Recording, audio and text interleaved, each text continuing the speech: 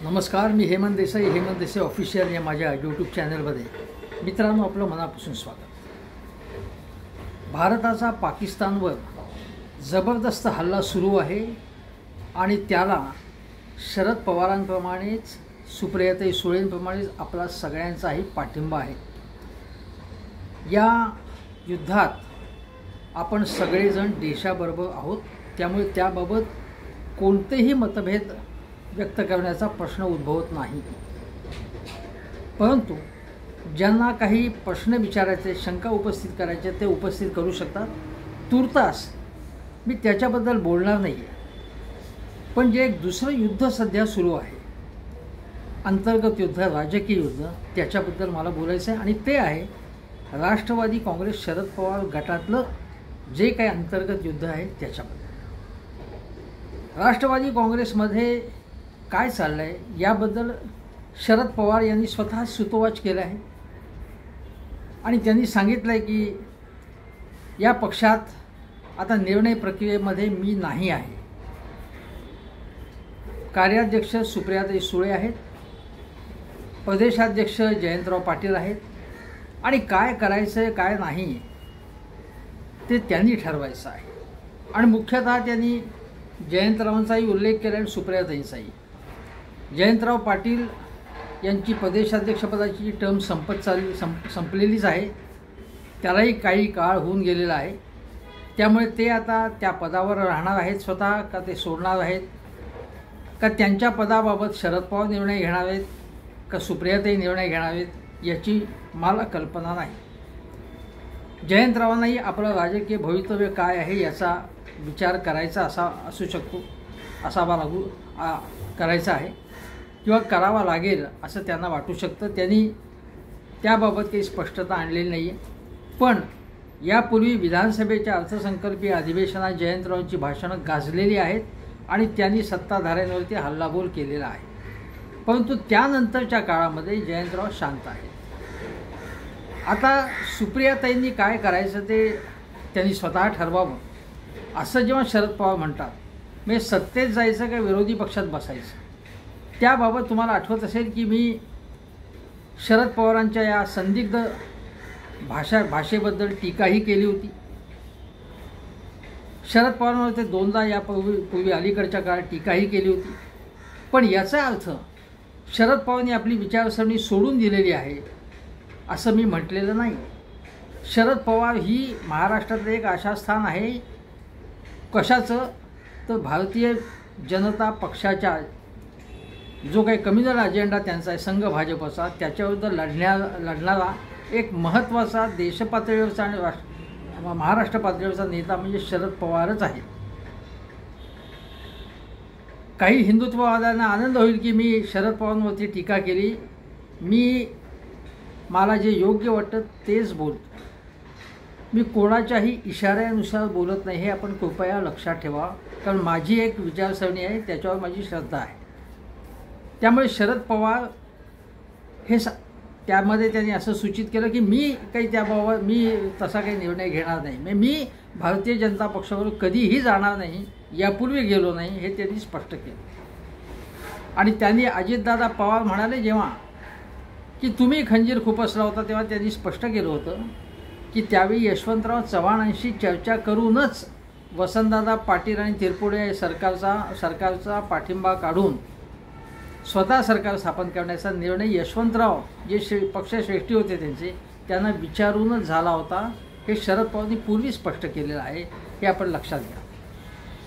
आता दुसरी गोष्ट अशी आहे की जेव्हा सुप्रियाताईंवरती हा निर्णय सोपवला त्यांनी सत्तेत जायचं की नाही याबाबत, तेव्हाच मी त्याच्यावरती टीका केली होती। शरद पवार पक्षाध्यक्ष आहेत आज, अशा वेळी आपल्याच पक्षातल्या काही जणांनी त्याला काय करायचं ते करा असं म्हणणं योग्य नाही आणि आपली कन्या सुप्रियाताई सुळे यांनी सरकारमध्ये जायचं का नाही तो तिने निर्णय घ्यावा असं त्यांनी म्हणणं। याचा अर्थ काय आहे की सरकारमध्ये जायला आत्तापर्यंत शरद पवारांनी अजिबात मंजुरीच दिली नाही, कधीच ते गेले नाही। सहकार्य करणं वेगळं अडीअडचणीच्या काळात आणि प्रत्यक्ष त्या पक्षात किंवा त्या पक्षाबरोबर जाणं वेगळं, ते शरद पवारांनी कधीही केलेलं नाही. ते पाप केलेलं नाही, म्हणजे भाजपवर जाण्याचं. आणि जेव्हा त्यांनी महाराष्ट्रात पाठिंबा दिला होता फडणवीस सरकारला विश्वासदर्शक ठरावाच्या वेळी, त्यावेळी त्यांच्या मनात वेगळा विचार होता. तो असा होता की भाजप आणि शिवसेना यांच्यामध्ये एक अंतर तयार व्हावं, त्यांच्यात फाटाफूट व्हावी, आणि तशी पुढे झाली. प्रश्न असा आहे की शरद पवार जेव्हा म्हणाले सुप्रिया सुळेंबाबत, त्यावेळी माझं असं म्हणणं होतं की ते पक्षाध्यक्ष असताना त्यांनी मला हा निर्णय बिलकुल मान्य नाही आणि ती पक्षाचं मूळ धोरण बदलू नये अशी माझी अपेक्षा आहे, असं तरी त्यांनी जाहीरपणे म्हटलं पाहिजे. तरुण माणसांनी आता यापुढे निर्णय घ्यावा असं म्हणणं ठीक आहे. पृथ्वीराज चव्हाण यांनी एका वेबसाईटला दिलेल्या मुलाखतीत असं म्हटलं आहे की नंतरच्या पिढीवरती निर्णय प्रक्रिया सोपवणं यात काही वावगाय असत नाहीत, त्यांना वाव द्यायला पाहिजे असंही पृथ्वीराज चव्हाण म्हणाले. पण ते असं म्हणाले की 50 वर्ष फुले शाहू आंबेडकर यांचं धोरण, यांची विचारसरणी स्वीकारून पवारांनी राज्य केलं. 50 वर्ष ते जातीयवाद्यांशी लढले. आणि दुसरी गोष्ट म्हणजे महाविकास आघाडी सरकारचे शिल्पकार शरद पवारच होते. आता ते म्हणत आहेत की इंडिया आघाडी तशी सक्रिय नाही, सक्रिय व्हायला पाहिजे असंही ते म्हणतात. पण महाविकास आघाडी, इंडिया आघाडी सक्रिय नाही ही वस्तुस्थिती आहे. जर शरद पवार राजकारणात आजही आहेत तर इंडिया आघाडी किंवा महाविकास आघाडी सक्रिय करण्यासाठी त्यांनी स्वतः, जर काँग्रेस पुरेसा पुढाकार घेत नसेल तर स्वतः पुढाकार घ्यावा असं माझं मत आहे. पण ठीक आहे, पण पृथ्वीराज चव्हाण असं म्हणत आहेत की इंडिया आघाडी राहावी ही जनभावना आहे, काँग्रेसने पुढाकार घ्यावा. म्हणजे एक प्रकारे पृथ्वीराज चव्हाणही आपल्या पक्षश्रेष्ठींवर नाराज आहेत की ते इंडिया आघाडीसाठी काही प्रयत्न करत नाहीत, मिटिंग्स घेत नाही आहेत, काही उपरेषा ठरवत नाहीत असं अप्रत्यक्षपणे सुचवत आहेत. आणि त्याचवेळी ते म्हणत आहेत की जर मग पवारांनीच म्हणले की विरोधी पक्षात जायचं का सत्तेत जायचं, या प्रकारे एक प्रकारे ते सुचवत आहेत की तुम्ही तिकडे जाऊ शकता, असा त्या विधानाचा अर्थ होतो. आणि याबद्दल पृथ्वीराज चव्हाण यांनी नाराजी व्यक्त केली आहे किंवा त्यांच्या मनात शंका आहे. तीच नाराजी मी यापूर्वीच व्यक्त केली होती, याची तुम्हाला आठवण करून दिली. आता दुसरी गोष्ट आहे की आज लोकशाहीपुढे फार मोठं आव्हान निर्माण झालं आहे आणि ज्या प्रकारे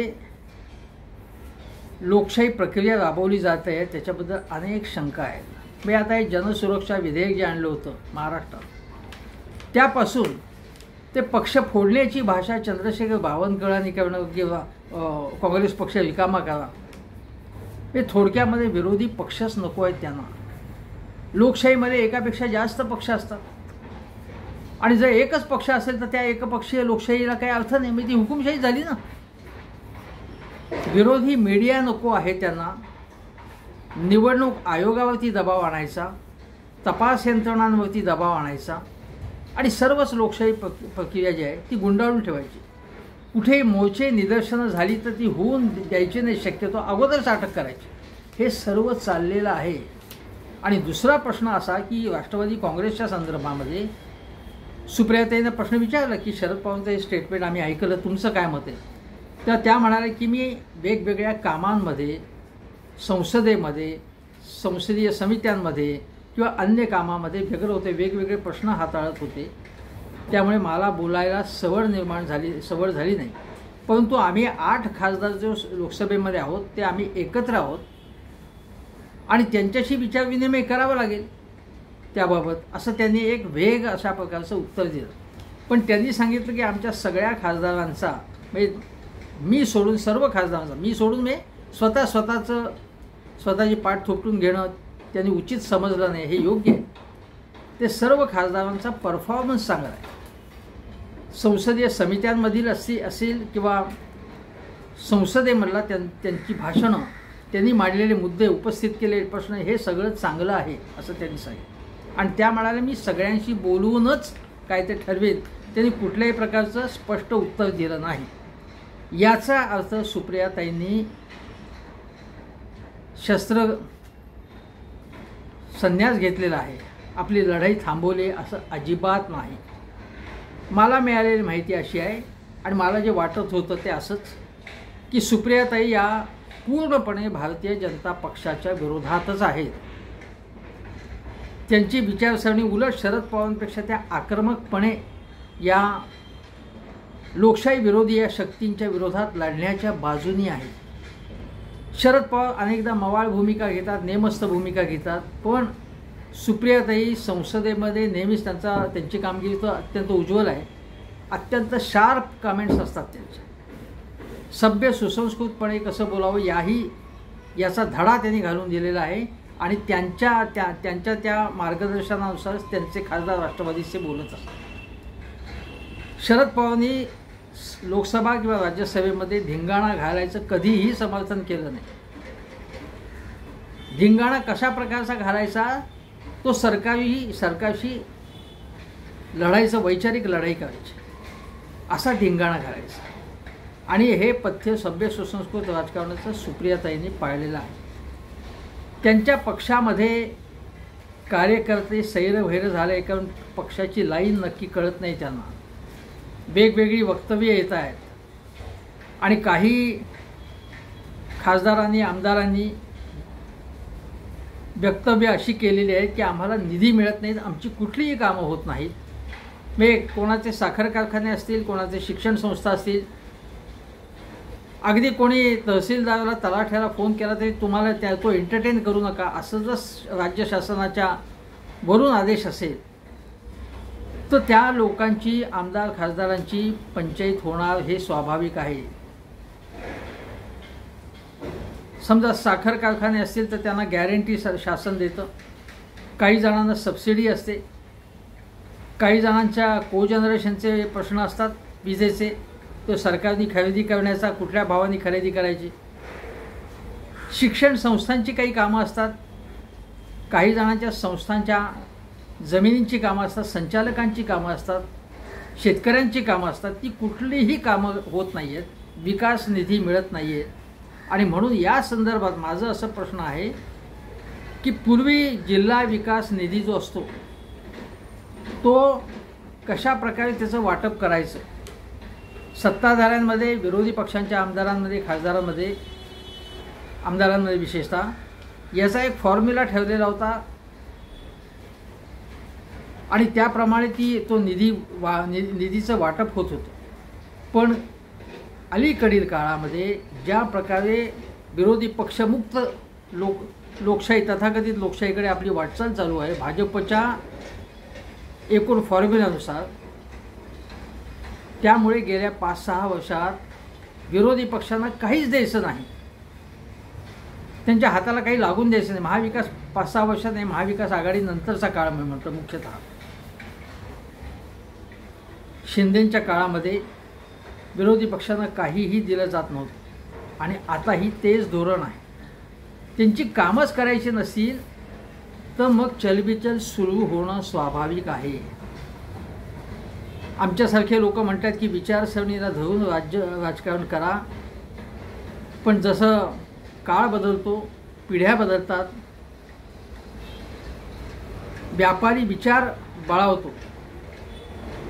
आज कार्यकर्ते मिळत नाही आहेत, सगळ्या गोष्टी आउटसोर्स करायला लागतात, प्रचाराच्या सगळ्या गोष्टी. साधी पत्रकं वाटायला माणसं मिळत नाहीत, एजन्सी नियुक्त करावी लागते, सभेला माणसं आणण्याचंही कंत्राट दिलं जातं. ह्या सगळ्या गोष्टी असताना अडचण प्रचंड आहे. आणि तरी देखील शरद पवार आज माझ्या माहितीप्रमाणे अलीकडेच पुणे जिल्ह्यामध्ये एका ठिकाणच्या प्रदूषणाचा प्रश्न घेऊन जेव्हा लोक त्यांच्याकडे आले तेव्हा त्याच्याबाबत त्यांनी रणशिंग फुंकलं आणि तो प्रश्न घेऊन ते आता लढणार आहेत त्याबाबत. आणि त्यामुळे शरद पवारांनी स्वतः मी लढणार असल्याचा संकेत दिला आहे. त्याप्रमाणे आता सुप्रियाताई लढतील अशी माझी अपेक्षा आहे. साताऱ्यामध्ये कर्मवीर भाऊराव पाटलांच्या पुण्यतिथीनिमित्त शरद पवार, सुप्रियाताई, अजितदादा, रोहित पवार एका व्यासपीठावरती आले अजितदादा आणि सुप्रियाताई बोलल्या, पण याच्यामुळे मनोमिलन झालं, म्हणजे काही अंतर असेल निर्माण झालेलं त्यांच्या नात्यामध्ये, परंतु त्यामुळे राजकारण बदलतं अशातला भाग नाही, हे आपण लक्षात घेतलं पाहिजे. कारण शरद पवार आणि अजितदादा अनेकदा एकत्र आलेले आहेत. मुद्दा असा आहे की सुप्रियाताईंनी अत्यंत आक्रमकपणे या सरकारवर टीकाही केली, केंद्र सरकार आणि राज्यातल्या महायुती सरकारच्या विरोधात. अगोदर जेव्हा अजितदादांनी शरद पवारांना दगा दिला त्यावेळी काही काळ आशा होती की पुन्हा येतील. त्याच्या अगोदर 2019मध्ये फडणवीसांबरोबर गेलेले दादा 4 दिवसात आले. वाट चुकलेले दादा परत आपल्याकडे येतील अशी अपेक्षा कदाचित वाटत असेल.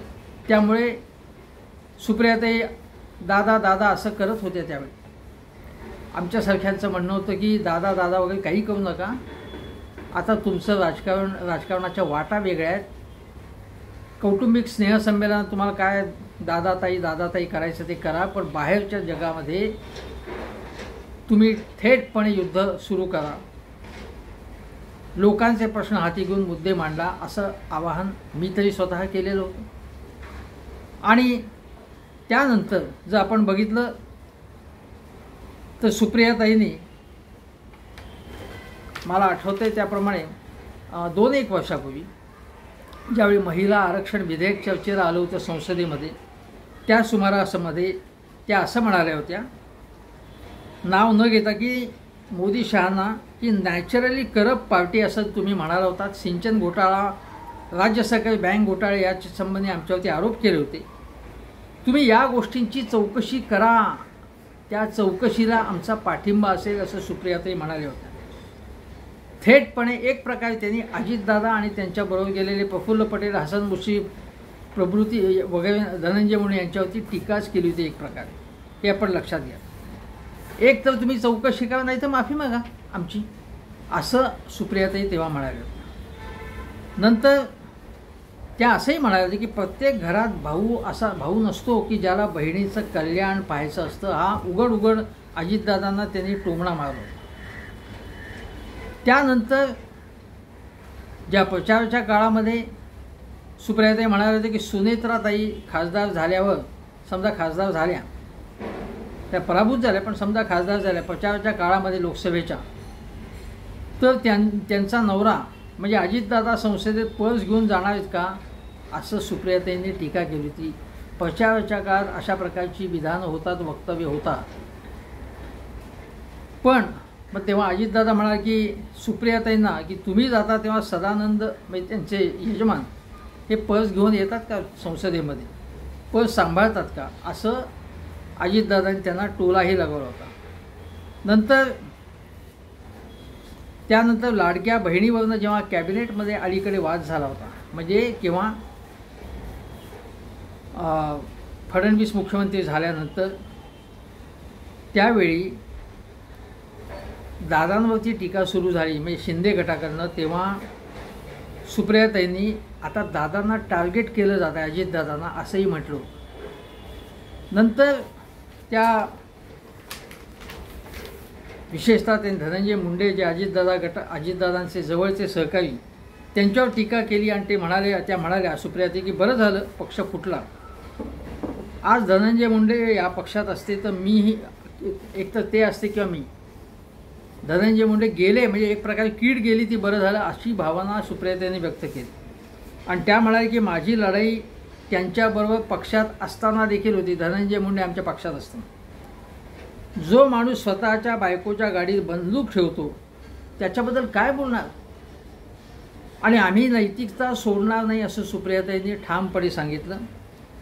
आणि त्या म्हणाले की मला कंत्राटदारांचे पैसे नको आहेत, म्हणजे धनंजय मुंडे कुठल्या प्रकारचं राजकारण करतात, माझं घर त्या कंत्राटदारांच्या पैशावर चालत नाही, असं सुप्रियाताईंनी सणसणीत टोला धनंजय मुंडेंना हाणला.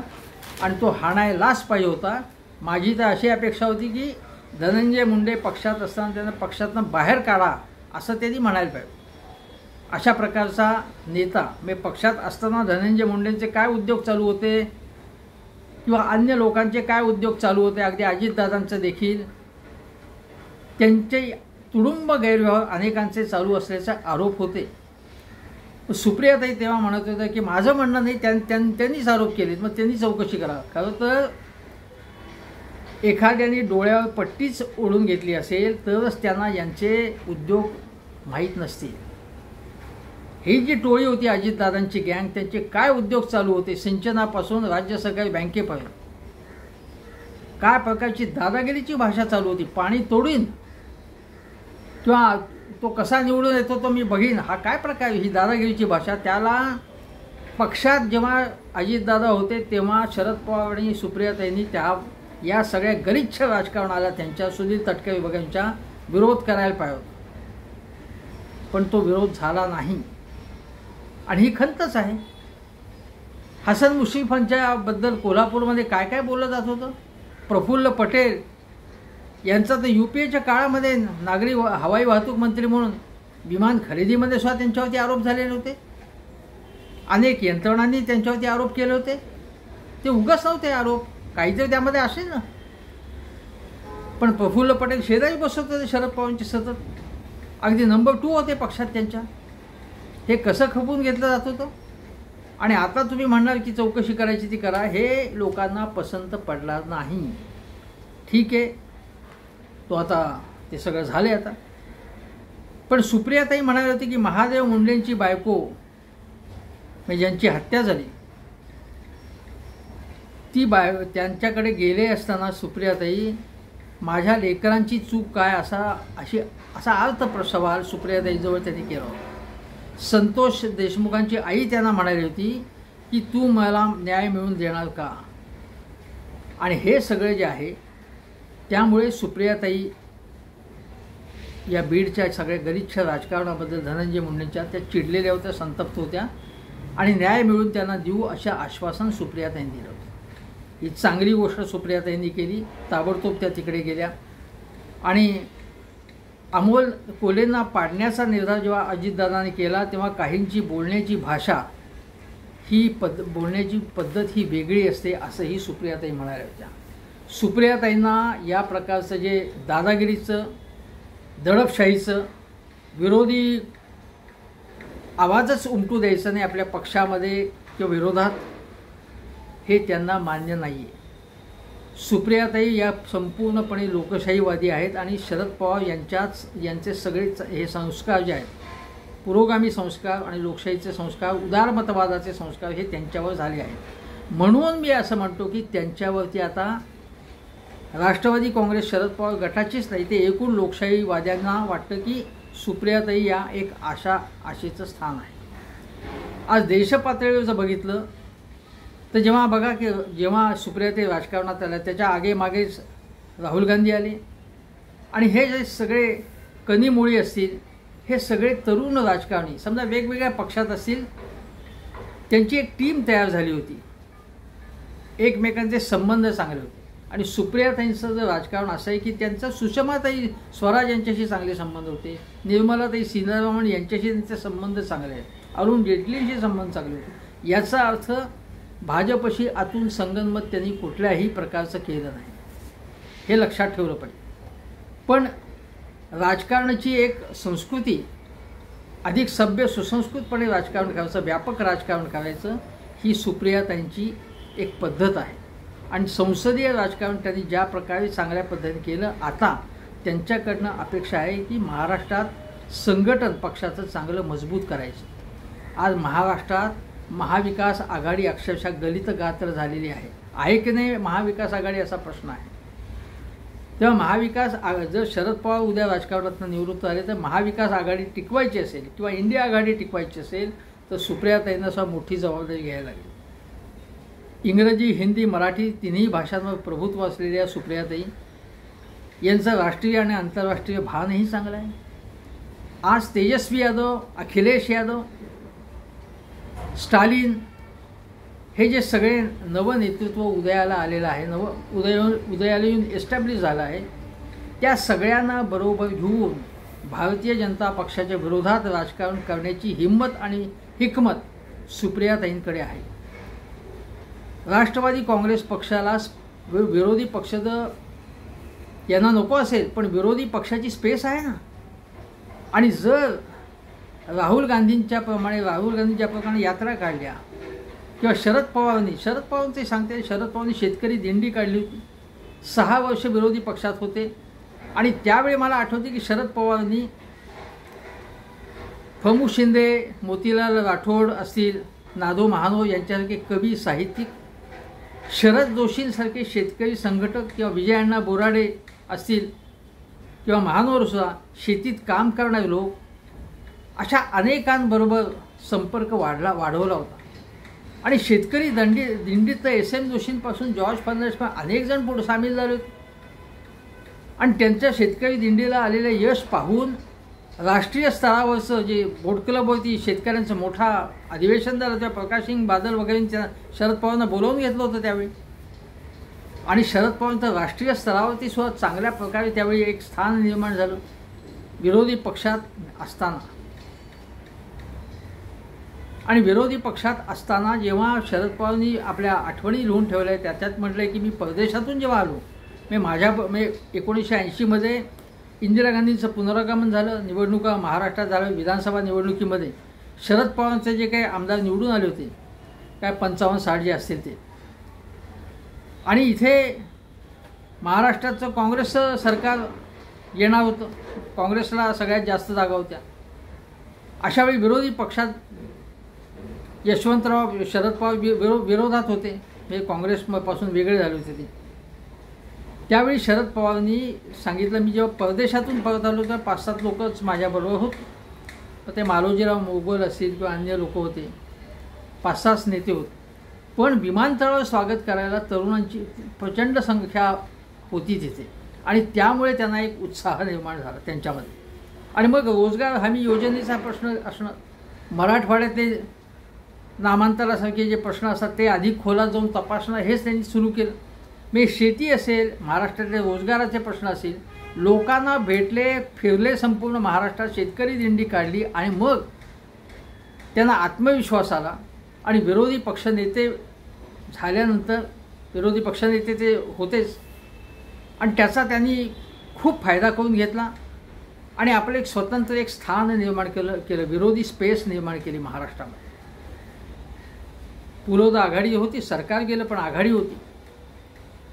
आणि यापासून सुप्रियाताईंनी एक प्रकारे एक प्रेरणा घेतली पाहिजे. महाराष्ट्रात आज प्रश्न असा आहे की फुले शाहू आंबेडकर हे केवळ नावं घेऊन चालणार नाही. आज महाराष्ट्रात औरंगजेबाची कबर हा प्रश्न घेऊन अत्यंत गलिच्छ राजकारण खेळलं गेलं. नितेश राणेंसारखे लोक महाराष्ट्रामध्ये, कोल्हापूरपासून ठिकठिकाणी जे वातावरण बिघडलं महाराष्ट्राचं, त्याला सरकारमधले नितेश राणे आणि सरकार बाहेरच्या प्रवृत्तीसुद्धा जबाबदार आहे. बजरंग दल भीमपला राष्ट्रीय स्वयंसेवक संघाचे सुनील आंबेकर त्यांनी सांगितलं की औरंगजेबाची कबर हे काय विषय तुम्ही उकरून काढताय. आणि त्यामुळे हा जो भाग आहे महाराष्ट्रात धार्मिक सामंजस्य बिघडवण्याचा उद्योग चालू आहे, त्याच्याशी 2 हात करण्याची गरज आहे. विशाळगडमध्ये काय झालं हे आपल्याला माहिती आहे, नागपूरमध्ये दंगल झाली, किंवा कुणाल कामराच्या या टीकेनंतर एकनाथ शिंदेंच्या सहकार्याने ज्या प्रकारे धमकी आणि दादागिरीचं वर्तन केलं, नासधूस केली, त्याचाही हे असहिष्णुता आहे आणि या असहिष्णुतेशी सुद्धा मुकाबला करावा लागेल. मग एकनाथ शिंदेंबरोबर जमून घेणं हे प्रकार करू नये. ज्यावेळी सुप्रियाताईंकडे संपूर्ण नेतृत्वाची धुरा येईल तेव्हा त्यांनी गौतम अदानींशी सुद्धा 2 हात घेण्याची तयारी दाखवली पाहिजे. मुंबईमध्ये सुद्धा राष्ट्रवादी काँग्रेस वाढू शकेल जर तुम्ही लोकांचे प्रश्न हातात घेतले. आणि म्हणून सुप्रियाताईंकडे जर सूत्र आली तर देश पातळीवरती सुद्धा ते चांगलं काम करू शकतील. आणि महाराष्ट्रात ज्यांच्याकडे संस्था नाही आहेत, शिक्षण संस्था, साखर कारखाने, आणि जे दबावाखाली नाही आहेत, अशांना संधी दिली पाहिजे. महाराष्ट्रात त्यांनी भाकरी फिरवलीच पाहिजे, पूर्णपणे फिरवली पाहिजे. आणि जे फाटके आहेत रापलेल्या चेहऱ्याचे, जे शेतमजूर असतील, शेतकरी असतील,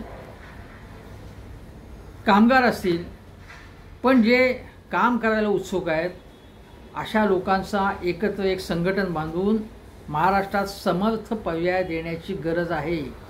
सुप्रियाताई देऊ शकतील आणि राष्ट्रीय स्तरावर सुद्धा विरोधी आघाडी मजबूत करण्यासाठी त्या काम करू शकतील. त्यांच्याबाबत कमालीची आशा आहे आणि त्या चांगलं काम करू शकतील याच्याबद्दल खात्री आहे. त्यामुळे संभ्रमाचं राजकारण जे शरद पवारांनी केलं, संदिग्ध वक्तव्य करणं, हे सुप्रियाताईंनी करू नये किंवा त्या करत नाहीत आणि यापुढेही करणार नाही. थेटपणे भिडण्याचंच राजकारण त्यांनी करावं आणि हे भिडणारे त्यांच्या आसपास लोक आहेत त्यांच्याकडे.